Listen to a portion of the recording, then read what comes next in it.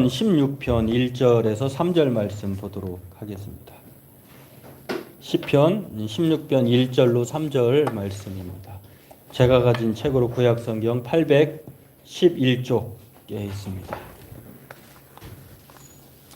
시편 16편 1편에서 3절 말씀입니다. 우리 함께 같이 읽도록 하겠습니다.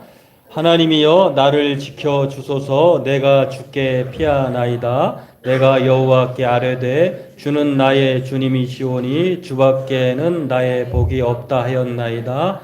땅에 있는 성도들은 존귀한 자들이니 나의 모든 즐거움이 그들에게 있도다. 아멘. 한 주간 못 보고 이제 한 주 이후에 여러분을 대면해서 봤는데요. 제가 그 코로나 바이러스를 걸렸었잖아요. 근데 뭐 저는 아무렇지도 않았거든요. 그런데 이제 또 주변 사람들 때문에 제가 혼자 여기 한 5일 와 있었는데 교회 혼자 있었거든요. 혼자 있는 것도 괜찮을 것 같아요. 때로는 혼자도 있어 봐야 또 집에 돌아가니까 집에 대한 고마움도 알게 되고 또 그리움도 생기고 그런 것 같아요. 여러분들도 건강하시고 또 이 장마철에 한번 비 오면 특히 다른 건 잘 모르겠는데 왜 이렇게 풀들이 그냥 자라는지 완전히 하루하고 이틀 이후의 사이가 쑥쑥 자라듯이 달라지잖아요. 근데 여러분도 보니까 젊은 친구들은 그런 것 같아요. 우리 주영이를 보니까 오늘 아주 그 어른이 되고 건 것 같아요. 학생 티가 없어요, 거의. 그 정도로 많이. 제가 볼 때는 그렇다는 거예요.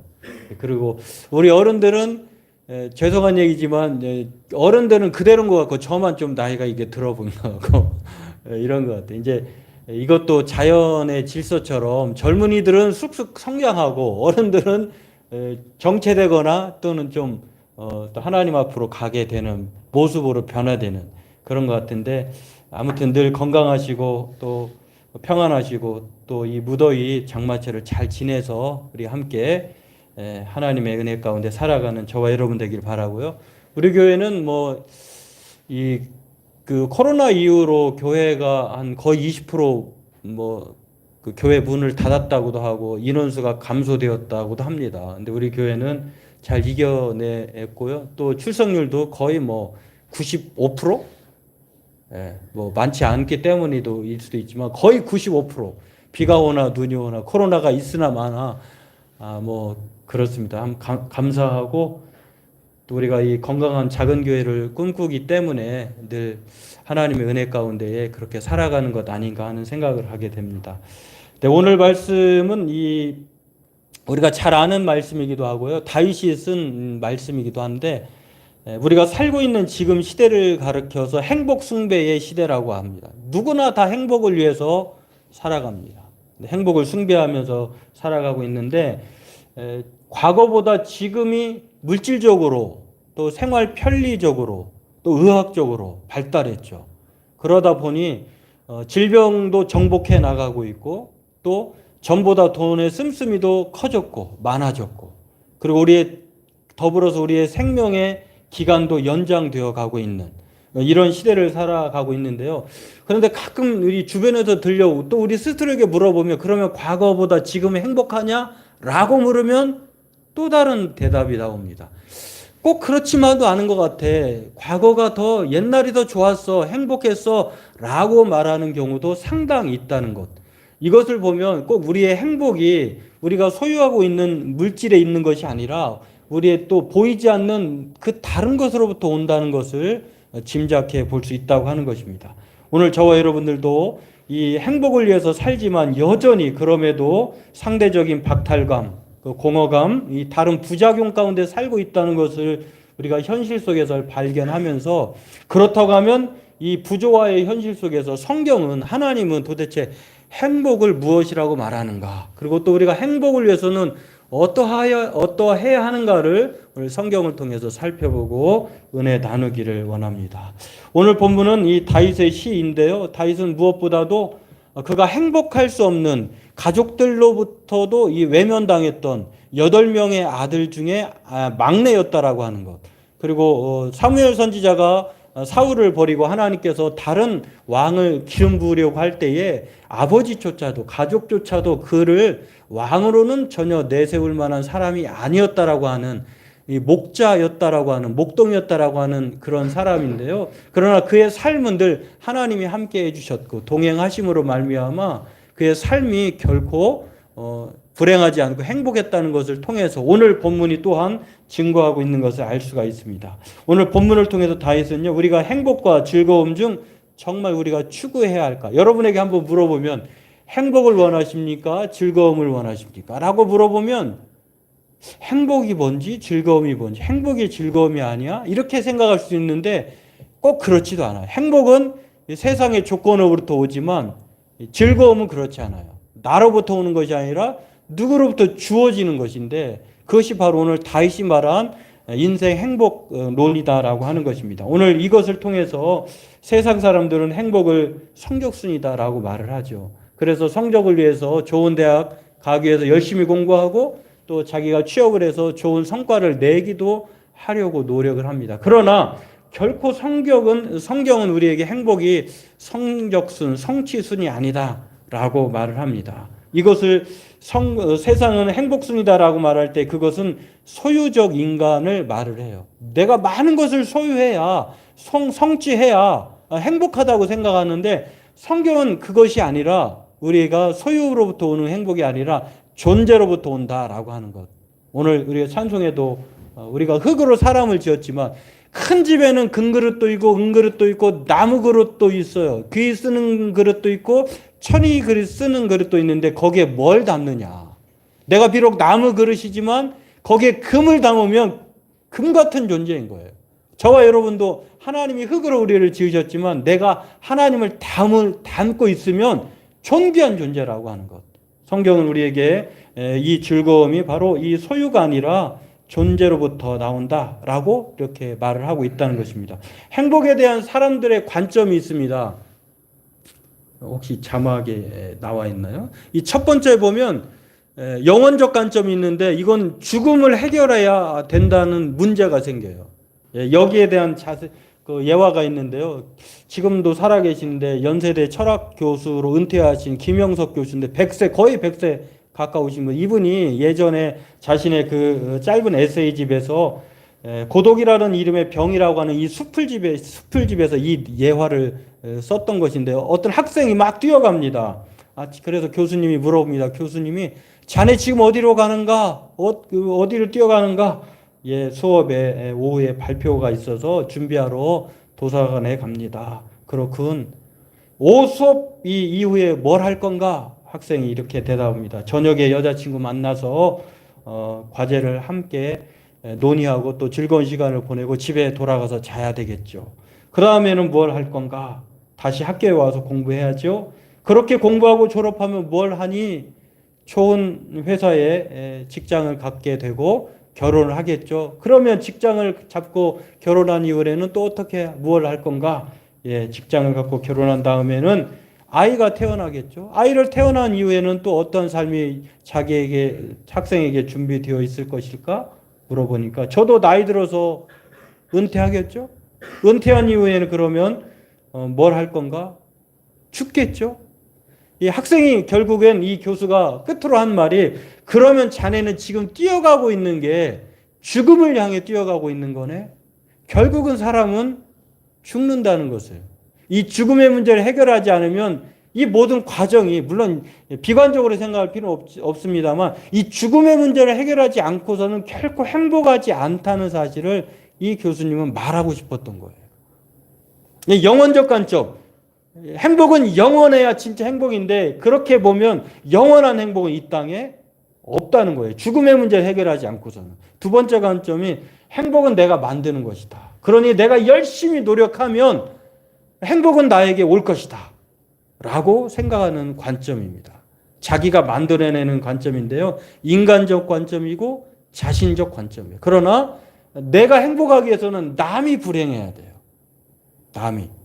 그렇기 때문에 이 남의 불행을 뺏어서 내가 행복하기를 원하면 이것은 공동체를 깨뜨리는 참다운 행복이 아니라는 것입니다. 그러면 성경은 뭐라고 말을 할까? 하나님을 즐거워하는 것이 진짜 행복이다. 오늘 다윗이 그렇게 말을 합니다. 행복에 대한 관점이 바로 오늘 우리에게 가르쳐 주는데, 하나님을 즐거워하면, 하나님을 기뻐하면 우리가 행복할 수 있다. 영원히 행복할 수 있다. 죽음의 문제도 해결할 뿐만 아니라 하나님이 만들어주기 때문에 행복하다. 이렇게 말을 합니다.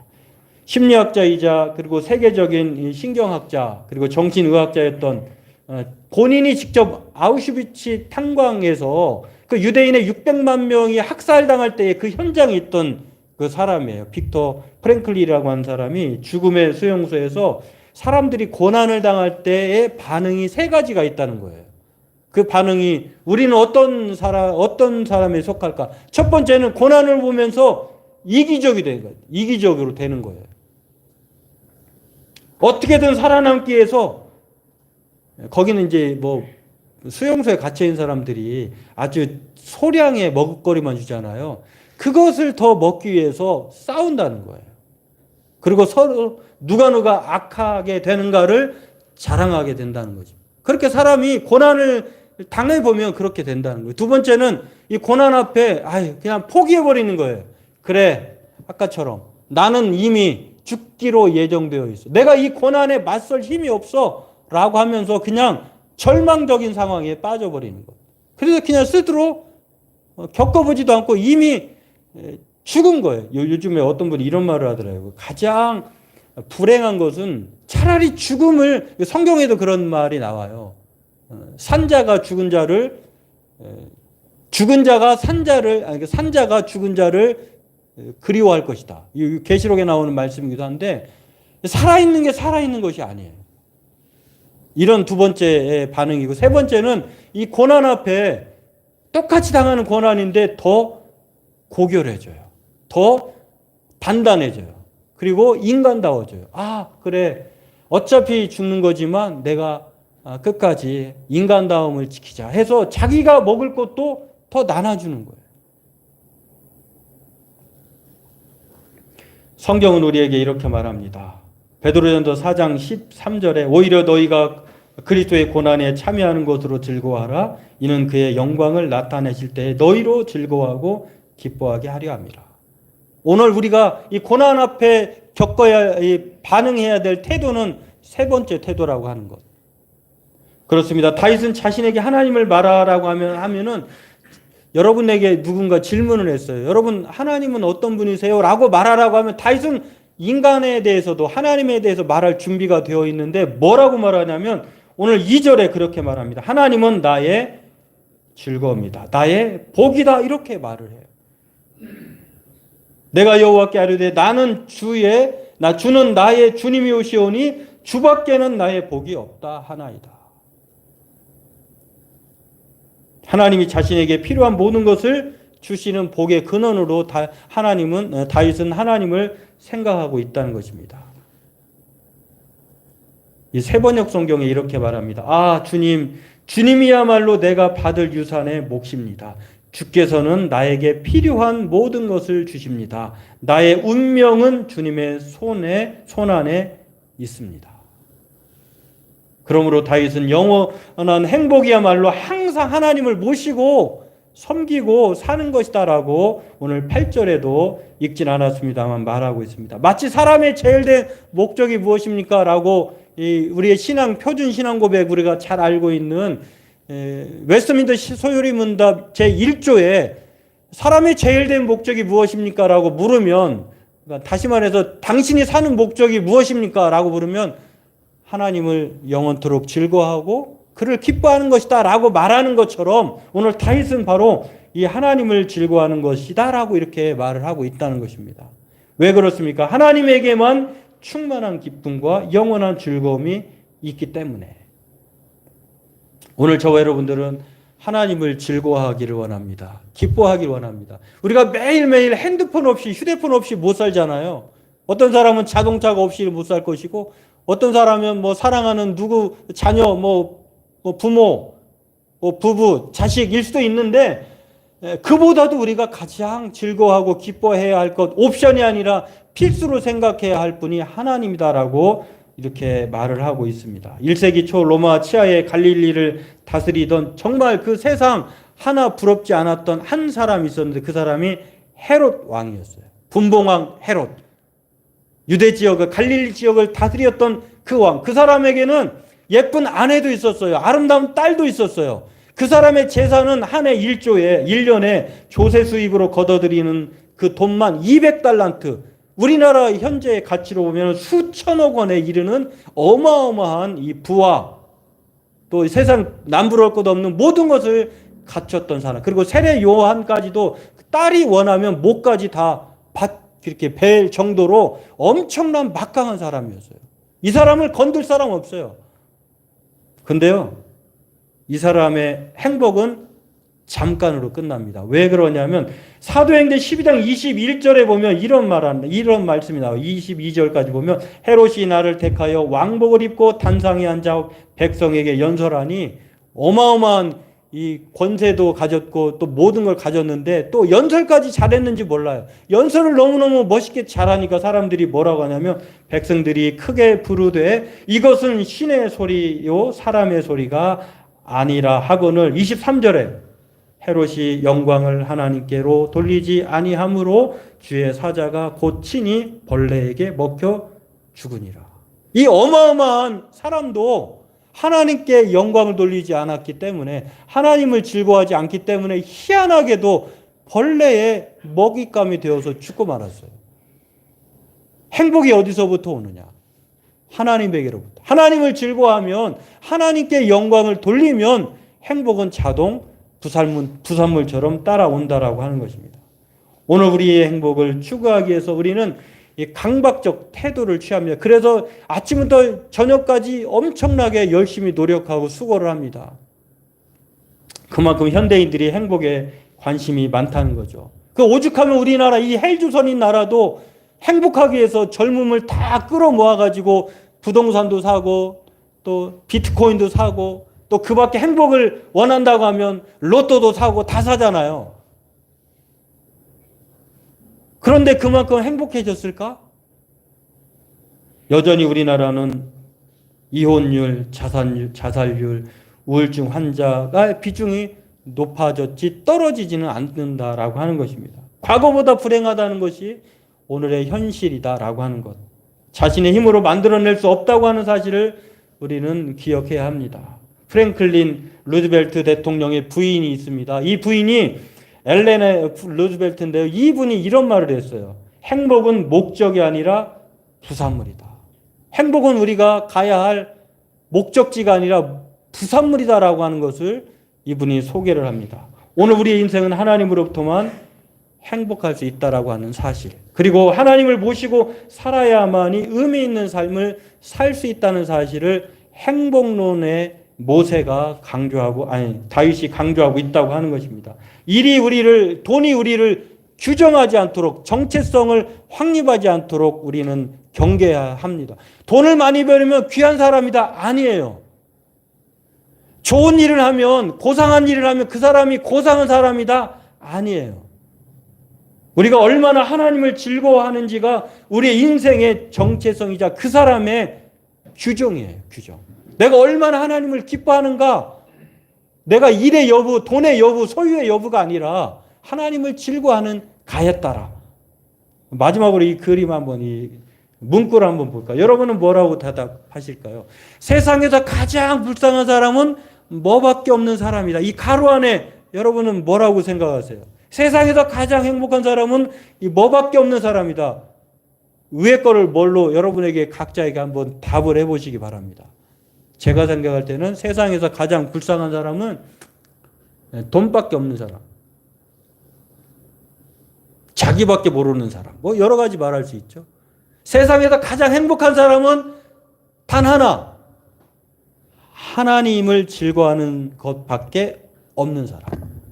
하나님밖에 없는 사람이 하나님이 다 가지고 계신데 왜 그 하나님을 안 믿고 안 따르면서 하나님이 주시는 이 부산물, 부스러기에만 우리가 관심을 갖고 살아가고 있을까?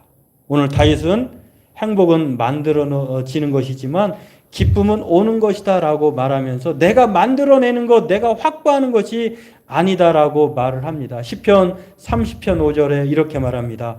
비록 저녁에는 울음이 깃들지라도 아침에는 기쁨이 오리로다. 하나님이 우리가 현재 저녁과 같은 그런 삶을 살고 있다고 하면 아침이 되면 우리에게 기쁨을 주신다는 거예요. 바라기는 저와 여러분들이 항상 오늘 다윗처럼 우리에게는 생명의 길이 있습니다. 하나님께서 우리에게 이 길을 보여주셨고 하나님 앞에는 늘 충만한 기쁨과 영원한 즐거움이 있다고 하는 사실을 기억하고 날마다 하나님을 믿고 따르는 행복의 삶으로 나아가는 저와 여러분 되길 주의 이름으로 소망합니다. 기도하겠습니다. 하나님, 오늘 저마다 이